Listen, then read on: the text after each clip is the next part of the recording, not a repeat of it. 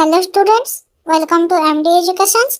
आज वीडियो आम सरस्वती शिशु विद्या मंदिर षष्ठ श्रेणी सरस्वती हिंदी भाषा सोपान बही प्रथम कविता प्रार्थना प्रार्थना कवितार अभ्यास करवा।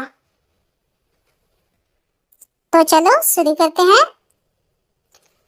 अभ्यास नंबर 1 में दिया गया है, निम्नलिखित प्रश्नों के उत्तर लिखिए। नंबर क में क्या दिया गया है? नंबर क में लिखा गया है, हमें किसे जीवन का आधार बनाना चाहिए। हमें किसे जीवन का आधार बनाना चाहिए। कविता में लिखा गया है, देखो,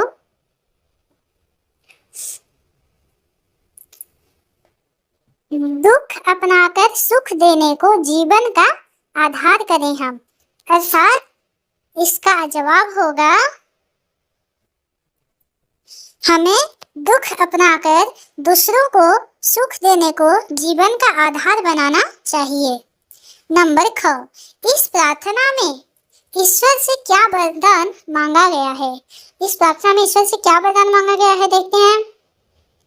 कविता में देखो लिखा गया है, तजो स्वार्थ उपकार करें हम, सबको मन में प्यार करें हम। दुख अपनाकर सुख देने को जीवन का आधार करें हम।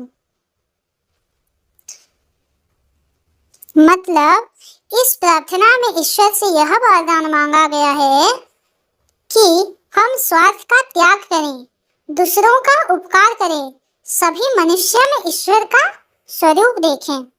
नंबर ग, इस प्रार्थना में जन जन के लिए क्या प्रार्थना की गई है। इस प्रार्थना में जन जन के लिए स्वस्थ शरीर और सुंदर मन देने की प्रार्थना की गई है। नंबर घ, ईश्वर को भाग्य विधाता क्यों कहा गया है। ईश्वर को भाग्य विधाता कहा गया है क्योंकि वो हम सारे मनुष्य की पालन पोषण करते हैं। वो हमें माता पिता की तरह संभालते हैं, बंधु की तरह रास्ता दिखाते हैं, इसीलिए हम ईश्वर को भाग्य विधाता कहते हैं। नंबर 2, इन पंक्तियों का अर्थ स्पष्ट कीजिए। क, प्रभु तुम करुणा के सागर हो। प्रभु तुम करुणा के सागर हो, इसका अर्थ है, हे ईश्वर तुम दया के सागर हो, तुम दयावान हो, तुम सबके दुख दूर करने वाले हो। नंबर ख, तुम्हारे प्रकाश की जय हो। तुम्हारे प्रकाश की जय हो, अर्थात भगवान जी की प्रकाश। तो यहाँ किस बात की प्रकाश हो रही है? तो उत्तर में लिखेंगे, प्रभु तुम हमारे जीवन में ऐसा प्रकाश कर दो।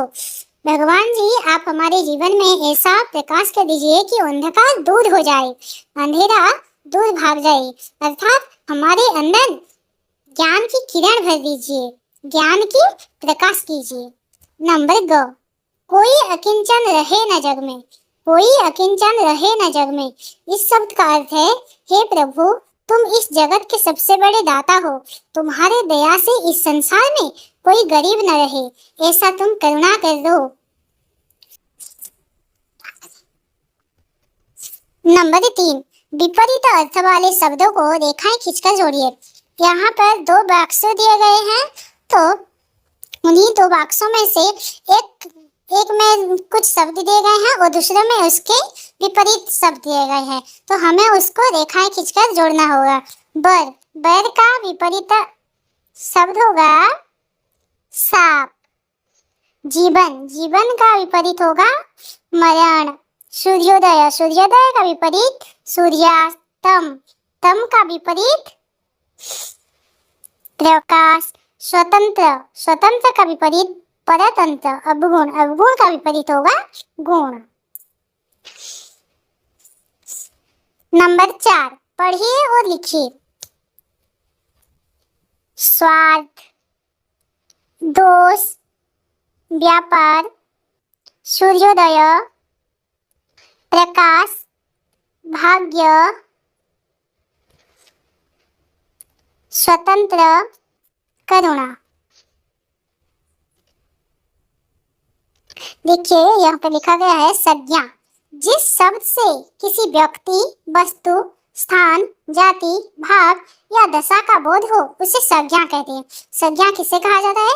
या जिस शब्द से हम किसी व्यक्ति को जानेंगे, किसी वस्तु को कहेंगे, स्थान, किसी जाति, ये सब को हम संज्ञा कहते हैं। जैसे मोहन, कलम, कटक, गाय, स्नेहा, बुढ़ापा। धन्यवाद।